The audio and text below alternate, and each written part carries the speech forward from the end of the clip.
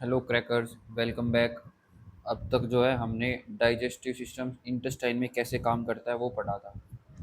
ठीक है, यहाँ तक किसी को किसी भी प्रकार की डाउट होना तो पूछ लेना। आज हम करेंगे कि कार्बोहाइड्रेट्स क्या होते हैं और डाइजेशन कंप्लीट कहाँ होता है, यानी कि कहाँ डाइजेशन कंप्लीट होता है हमारा। ठीक है, तो ये टॉपिक्स हम आज करेंगे।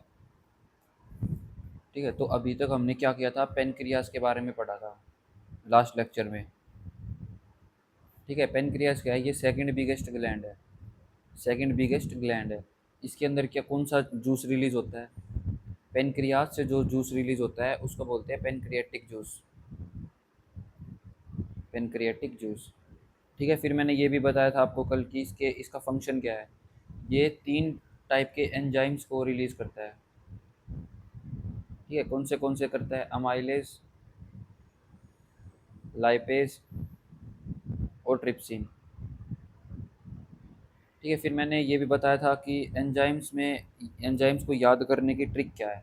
देखो, जिसके भी पीछे एज आता है ना, ए एस ई, वे सारे काम किस पे करते हैं? कार्बोहाइड्रेट्स पे या कार्ब्स पे। ठीक है, एक्सेप्शन क्या है? लाइपेज। लाइपेज में एज आ रहा है पर फिर भी ये कार्ब्स पे काम नहीं करता। ये काम करता है किस पे? प्रोटीन पे, फैट पे। प्रोटीन पे नहीं करता, फैट पे करता है। ठीक है, तो अमाइलेज में एज आ रहा है, इसका मतलब ये कार्ब्स पे काम करता है। पर एक्सेप्शन क्या है? लाइपेज। लाइपेज में भी एज आ रहा है, इसके लास्ट के तीन शब्द जो हैं ए एस ई है, पर फिर भी ये कार्ब पे काम नहीं करता, ये काम करता है फैट पे। सिमिलरली जिसके भी लास्ट में इन आए ना, वे सब काम करेंगे प्रोटीन पे। प्रोटीन पे। ठीक है, एक्सेप्शन इसमें भी है, टाइलिन। टाइलिन ये कार्ब्स पे काम करता है, कार्बोहाइड्रेट्स पे। ठीक है, तो आई गेस इतने में आपको कोई दिक्कत नहीं थी। फिर कुछ वो बताया था मैंने, जैसे एग्जांपल्स दिए थे, जैसे अमाइलेज है ना, माल्टोस, माल्टेज, लैक्टेज। ये ऐसे चार पांच एंजाइम्स बताए थे मैंने। फिर क्या बताया था कि जैसे एज आ रहा है तो कार्ब्स पे काम कर रहा है, एज आ रहा है ये भी कार्ब पे काम कर रहा है, एज आ रहा है ये भी कार्ब पे काम कर रहा है। ठीक है, अगर आ जाए इरिप्सिन, इरिप्सिन, तो ये इन आ रहा है, इसका मतलब ये प्रोटीन पे काम कर रहा है। ठीक है, तो यहाँ तक अगर किसी भी टाइप की दिक्कत है तो कमेंट कर दीजिएगा। फिर हमने क्या देखा था? पेनक्रियाज। स्मॉल इंटेस्टाइन हम देख चुके थे। स्मॉल इंटेस्टाइन के तीन पार्ट थे, डुडेनम, जुजेनम और इलियम। इलियम के विलाई वाले पार्ट में जो विलाई वाला पार्ट होता है ना, इलियम, इलियम के जो विलाई होते हैं ये एब्जॉर्प्शन का काम करते हैं। यानी कि जो भी न्यूट्रिएंट्स हमारे बॉडी ने डाइजेस्ट किया है उनको एब्जॉर्ब करके सेल के पास पहुंचाने का काम, टिश्यूज़ के पास पहुंचाने का काम, एनर्जी को ट्रांसफ़र करने का काम, ये सारा स्मॉल इंटेस्टाइन के इलियम वाले पार्ट से होता है, जिसके अंदर विलाई जो हैं ये एब्जॉर्ब करते हैं।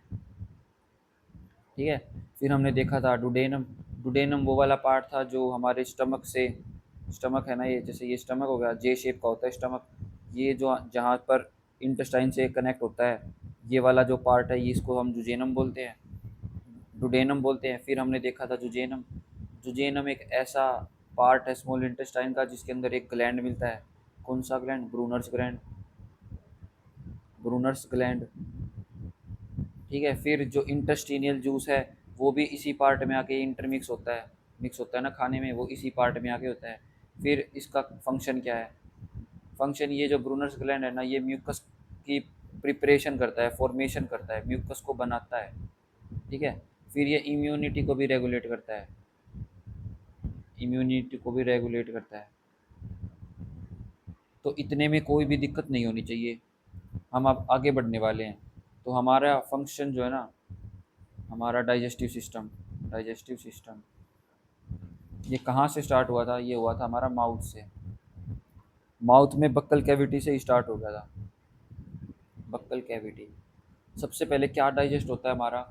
बक्कल कैविटी के अंदर स्टार्च डाइजेस्ट होता है, और ये कन्वर्ट किस में होता है? माल्टोज में। ठीक है, अब माल्टोज क्या होता है, स्टार्च क्या होता है, ये हम इसी लेक्चर में देखेंगे। कार्बोहाइड्रेट्स हैं ये दोनों, तो कार्बोहाइड्रेट के ऊपर 5 मिनट हम लगाएंगे क्योंकि एग्ज़ाम पॉइंट ऑफ व्यू से इम्पोर्टेंट है। ठीक है, अब तुमने सोचा होगा जैसे बक्कल कैविटी आ गया, फिर ईसोफेगस से, ईसोफेगस, ईसोफेगस क्या होता है? हमारी फूड पाइप, इस जिसके अंदर कोई एंजाइम नहीं होता। फिर ईसोफेगस के थ्रू स्टमक में आ गया।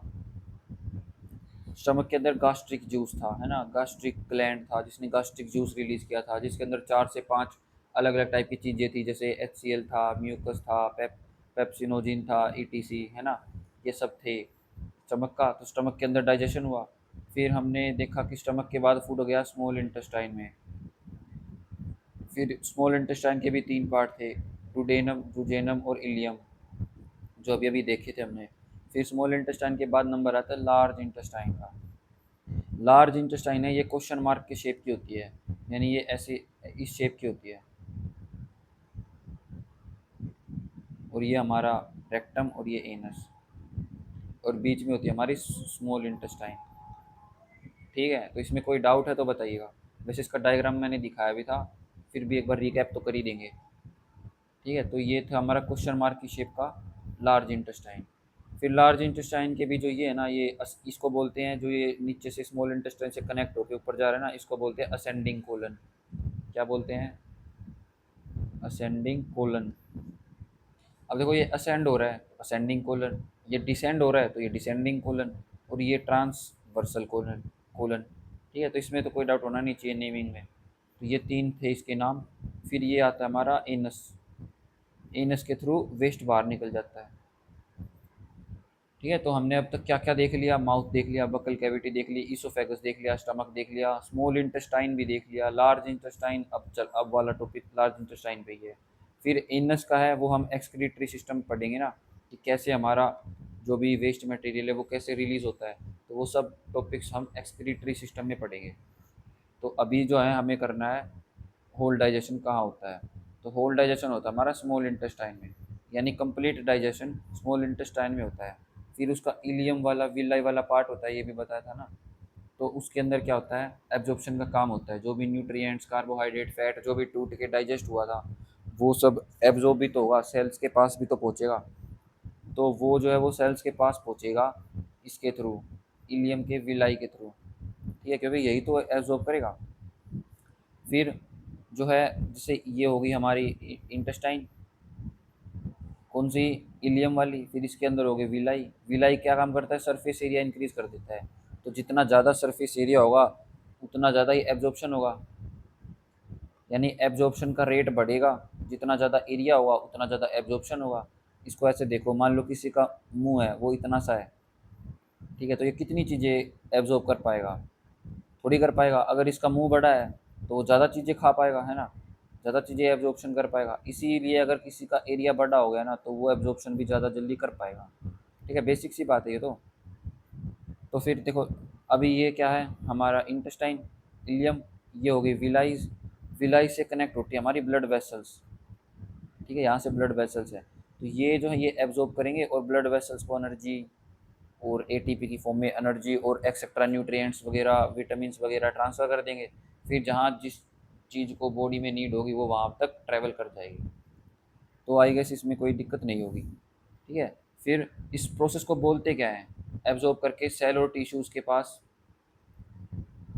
सेल और टिश्यूज़ के पास खाने का पहुंचना, एनर्जी का पहुंचना, विटामिन्स का पहुंचना, मिनरल्स का पहुंचना, उस प्रोसेस को क्या कहते हैं? एसिमिलेशन कहते हैं। तो एसिमिलेशन एक ऐसा प्रोसेस है जिसके अंदर एब्जॉर्प्शन होने के बाद सेल टिश्यूज़ को न्यूट्रिएंट्स, मिनरल्स, विटामिन्स एक्सेट्रा ये सब चीज़ें मिलती हैं डाइजेशन होने के बाद। इस प्रोसेस को बोलते हैं एसिमिलेशन। ये फर्स्ट लेक्चर में मैंने बताया था ना, तो वही है, वही वाला एसिमिलेशन है। इसको रिकैप कर लेना फर्स्ट लेक्चर से, एक बार दोबारा देख लेना अगर किसी को डाउट हो तो। ठीक है, अब बारी आती है, यहाँ तक हमारा डाइजेशन हो चुका है कंप्लीट। अब जो है हमारा अनडाइजेस्टेड फूड बच गया है। ठीक है, तो अनडाइजेस्टेड फूड जो है, अनडाइजेस्टेड फूड यानी स्मॉल इंटेस्टाइन तक, माउथ से लेके स्मॉल इंटेस्टाइन तक जितना डाइजेशन होना था वो हो चुका है, क्योंकि स्मॉल इंटेस्टाइन में कंप्लीट डाइजेशन हो जाता है। फिर भी अगर कुछ रह जाता है ना, जैसे वाटर रह गया, कुछ न्यूट्रिएंट्स रह गए, ठीक है, कुछ मिनरल्स भी रह गए, ठीक है, तो ये सारे अब स्मॉल इंटेस्टाइन से बाहर आ गए हैं।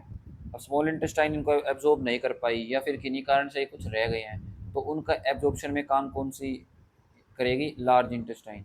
यानी कि बचा हुआ काम लार्ज इंटेस्टाइन का आ गया। लार्ज इंटेस्टाइन उस वाटर को, न्यूट्रिएंट्स को, मिनरल्स को जो रह गए हैं ना, उन सबको एब्जॉर्ब करने का काम करेगी। बेसिकली वाटर सबसे ज़्यादा एब्जॉर्प्शन का काम लार्ज इंटेस्टाइन में ही होता है। ठीक है, ये तीनों चीज़ें एब्जॉर्प्शन है ना, ये तीनों चीज़ें लार्ज इंटेस्टाइन में जाके ही एब्जॉर्ब होती हैं, फिर एसिमिलेशन भी होगा। तो यानी कि हमारा डाइजेस्टिव सिस्टम कंप्लीट हो गया है आज। फिर हमने देखा था, क्या देखा था, कुछ लास्ट लेक्चर्स में हमने देखा था ये क्या होता है, वेस्टिजियल ऑर्गन्स, वेस्टिजियल ऑर्गन्स के बारे में पढ़ा था। अब यहाँ ये क्यों पढ़ रहे हैं, क्योंकि देखो हमने देखा कि स्मॉल इंटेस्टाइन से खाना गया, एसिमिलेशन हो गया, फिर बचा हुआ वाटर, न्यूट्रिएंट और मिनरल वो लार्ज इंटेस्टाइन के अंदर एसिमिलेट हो गया या नहीं हो गया। फिर लार्ज इंटेस्टाइन है ना, ये क्वेश्चन मार्क के शेप की होती है। ठीक है, यहाँ पर फिर ये वाला पार्ट होता है ना, यहाँ होती है एक अपेंडिक्स नाम की चीज़ हमारी, अपेंडिक्स, इसका रोल आता है। जो अपेंडिक्स है, फिर एक आता है कैक्कम, CECUM, ठीक है, कैक्कम आता है। ये दोनों चीज़ें इन इंटेस्टाइन्स के पास होती हैं। कैक्कम वो चीज़ है जो स्मॉल इंटेस्टाइन को लार्ज इंटेस्टाइन से कनेक्ट करती है, ये होगी कैक्कम। जो स्मॉल इंटेस्टाइन का जहाँ एंडिंग पॉइंट है ना, उस एंडिंग पॉइंट को लार्ज इंटेस्टाइन के स्टार्टिंग पॉइंट से जोड़ती है। जैसे ये स्मॉल, ये लार्ज इंटेस्टाइन है, अच्छे से बनाते हैं एक बार, ये लार्ज इंटेस्टाइन होगी, ये वाली स्मॉल इंटेस्टाइन होगी। अब ये यहाँ से जुड़ रही है, ठीक है, तो ये वाला जो पार्ट है ना, जहाँ से कनेक्ट हो रही है, उसको बोलते हैं कैकम। फिर कैकम का क्या काम क्या होता है, कैकम जो है वो सेल्यूलोज को डाइजेस्ट करता है, सेल्यूलोज को डाइजेस्ट करता है। पर देखो, देखो सेल्यूलोज को डाइजेस्ट करने का काम किसका होता है, कैकम का होता है। पर क्योंकि ह्यूमन बींग्स के अंदर अब ये नहीं होती है कैकम, इनएक्टिव है, इसलिए सेलुलोज डाइजेस्ट हमारे नहीं होती। इसीलिए काफ़ी टाइम बताया जाता है कि इंसान को घास फूस नहीं खानी चाहिए, घास, लीव्स, पत्ते वगैरह, घास वगैरह ये नहीं खानी चाहिए, कच्चे नहीं खाने चाहिए। इनको पका कर खा सकते हैं हम, करते भी तो हैं, पका कर खाते हैं, पर कच्चे नहीं खाते हैं। क्यों नहीं खाते हैं, क्योंकि कच्चे के अंदर क्या होता है, सेल्यूलोज होता है, और सेल्यूलोज हमारा डाइजेस्ट नहीं होता है। क्यों नहीं होता है, क्योंकि जो ये कैकम है, ये अभी वेस्टिजियल ऑर्गन है हमारा। ठीक है, तो ये वेस्टिजियल ऑर्गन है, इसीलिए ये आजकल ये यूज़ में नहीं है। अब फिर था एक वर्मीफर अपेंडिक्स, वर्मीफर अपेंडिक्स, ये भी हमारा वेस्टिजियल ऑर्गन है। ठीक है, ये फिंगर लाइक स्ट्रक्चर होता है वर्मीफर अपेंडिक्स। ठीक है, फिंगर लाइक स्ट्रक्चर यानी कुछ ऐसी शेप का होता है ये। आप देखो, आप अपने बैक की साइड, लोअर बैक में हाथ लगाओगे ना, तो एक हड्डी धसी हुई मिलेगी आपको, मतलब थोड़ी अंदर की साइड झुकी हुई, है ना, वही हमारी वर्मीफर अपेंडिक्स होती है, उसी साइड में। ठीक है, तो क्या होता है, जैसे कई बार खाना आता है ना, तो ये इसके अंदर स्टोर इकट्ठा होने लग जाता है। जैसे ये स्मॉल इंटेस्टाइन, ये लार्ज इंटेस्टाइन, काफ़ी टाइम क्या होता है, ये जो फूड होता है ना, ये यहाँ इकट्ठा होने लग जाता है अपेंडिक्स के अंदर। और ये फिलहाल हमारा वेस्टिजियल ऑर्गन है, यानी ये बॉडी में कोई फंक्शन करता नहीं है, कोई शो नहीं करता है फंक्शन, यानी ये किसी काम का नहीं है, वेला पड़ा है। अब ये वेला पड़ा है और इसके अंदर खाना भरे जा रहा है, तो वो क्या करेगा, खाना का काफ़ी बार क्या होता है, सड़ने लग जाता है, यानी डिकम्पोज होने लग जाता है। और ये इसके अंदर ही डिकम्पोज होएगा, तो ये सड़ेगा, गलेगा, तो ये इसको डैमेज करेगा। अब डैमेज करेगा तो पेन होगा, तो इसीलिए कई बार आपने सुना होगा कि भाई उसके अपेंडिक्स का पेन हो गया तो उसको निकलवानी पड़ी, ऑपरेशन हुआ। अब इसकी इलाज में सिर्फ इसको बाहर ही निकालते हैं, इसका और कोई इलाज है ही नहीं। ठीक है, तो ऑपरेशन करते हैं और अपेंडिक्स को बाहर निकाल देते हैं। और बाहर निकालने का ये भी है, क्योंकि ये वेस्ट हमारे लिए, वेस्टिजियल ऑर्गन है, कुछ काम भी नहीं करता है, तो उसको बाहर निकालना ही ईजी रहता है, उसी में फ़ायदा रहता है, तो इसे इसको बाहर निकाल देते हैं। ठीक है, तो वेस्टिजियल ऑर्गन कौन सा हो गया हमारे ह्यूमन डाइजेस्टिव सिस्टम में, एक तो कैकम और एक वेस्टी वर्मीफर अपेंडिक्स। तो इसमें कोई डाउट है तो आप बताइएगा। ठीक है, फिर देखो, अभी तुमने कभी सोचा है कि जैसे तुम पानी पीते हो, खाना खाते हो, या कुछ भी खाते हो, फास्ट फूड खाते हो, नमकीन खाते हो, मीठा खाते हो, या फिर नॉर्मल डाइट भी खाते हो, तो क्या तुमने कभी ध्यान दिया है, जब तुम सांस लेते हो तो वो तुम्हारे जो ऑक्सीजन है या फिर एयर है, वो लंग्स में ही क्यों जाती है, स्टमक में क्यों नहीं जाती, पेट में क्यों नहीं जाती। तुम खाना खाते हो तो वो लंग्स लंग्स में क्यों नहीं जाता खाना, वो पेट में क्यों जाता है। जबकि हमारे जो गला है, गले में ही तो है वो पाइप, फूड पाइप। और ये तो हो गया हमारा फूड पाइप, और ये हो गया हमारा रेस्पिरेटरी वाला पाइप। ठीक है, तो एक तो जा रहा है लंग्स में, है ना, और एक जा रहा है स्टमक में, स्टमक में। ऐसा क्यों है, एक पाइप तो लंग्स में जा रहा है और दूसरा जा रहा है स्टमक में। तो हम जब मान लो हमने खाना खाया, तो वो इसी पाइप में क्यों गया, इसमें क्यों नहीं गया? ठीक है, तो उसका रीज़न है एपिग्लोटिस। एपिग्लोटिस एक ऐसी चीज़ है जो हम खाना खाते हैं ना तो विंड पाइप को कवर कर लेती है, और हम खाना नहीं खाते हैं तो इसको कवर कर लेती है। तो इसकी हेल्प से जो खाना है ना वो पेट में ही जाता है, लंग्स में नहीं जाता है। ठीक है, पर आपने काफ़ी बार देखा होगा, जब हम बातें करते हुए खाना खाते हैं या कुछ काम करते हुए खाना खाते हैं, ध्यान नहीं होता हमारा खाने में, या फिर कुछ और एक्टिविटी करते करते खाना खाते हैं या जल्दी जल्दी खाना खाते हैं, फास्ट फास्ट, तो ऐसी कंडीशंस में ना एपिग्लोटिस इतनी जल्दी स्विच नहीं कर पाता है। तो कई बार खाना सांस वाली नल की जो है ना, रेस्पिरेटरी वाली पाइप, उसके अंदर अटक जाता है, और खांसी, कफ वगैरह, जैसे खांसी वगैरह, छींक वगैरह, स्नीजिंग वगैरह, ये सब होने लग जाती है, ताकि वो बैक आ सके, खाना अंदर लंग्स के अंदर ना चला जाए, वरना डेथ हो जाएगी इंसान की, क्योंकि हवा नहीं जा पाएगी फिर अंदर, है ना, एकदम दम सा घुटने लग जाता है। तो ये रीज़न किसकी वजह से है? एपिग्लोटिस की वजह से। एपिग्लोटिस ही है जो फूड को फूड पाइप में ही जाने देता है, यानी इसोफेगस में ही जाने देता है, रेस्पिरेटरी पाइप में नहीं जाने देता। ठीक है, फिर ये पेपर में आ चुका है, दोनों में आ चुका है ये। ठीक है, तो ये थोड़ा इंपॉर्टेंट है, इसको ध्यान ध्यान रखना इसका। फिर एक क्वेश्चन हमारा बनता है कि जैसे स्मॉल इंटेस्टाइन है, फिर लार्ज इंटेस्टाइन है, इन दोनों में बड़ी कौन सी है, छोटी कौन सी है? ठीक है, तो इन दोनों में छोटी जो है वो है लार्ज इंटेस्टाइन। नाम लार्ज है पर ये साइज में छोटी है। अगर लार्ज इंटेस्टाइन जो क्वेश्चन मार्क के साइज की है ना, इसको हम सीधा करें ना, सीधा रखें, तो ये अप्रोक्सीमेटली 1.5 मीटर तक ही रहेगी, इतनी ही रहती है इसकी हाइट, 1.5 मीटर तक। पर जो स्मॉल इंटेस्टाइन होती है ना इसके अंदर, इसको अगर हम सीधा करेंगे ना, तो ये काफ़ी ज़्यादा लंबी हो जाएगी, लगभग 7.5 मीटर तक हो जाएगी। अब देख लो, 7.5 मीटर तक का तो आदमी भी नहीं होता, इंसान भी नहीं होते इतने तो। ठीक है, कुछ ज़्यादा ही लंबे हो गए, इंसान भी नहीं होते। जैसे जैसे 5'7" अगर किसी की हाइट है ना, 5'7", तो 170 सेंटीमीटर का होगा वो, है ना, यानी कि वो 2 मीटर का भी नहीं है। अब देख लो, 5'7", 6 फुट का भी नहीं होगा, 7.5 मीटर कितना ज़्यादा बड़ा होगा, अब इसी इसके अकॉर्डिंग लगा लो, हो गया ना।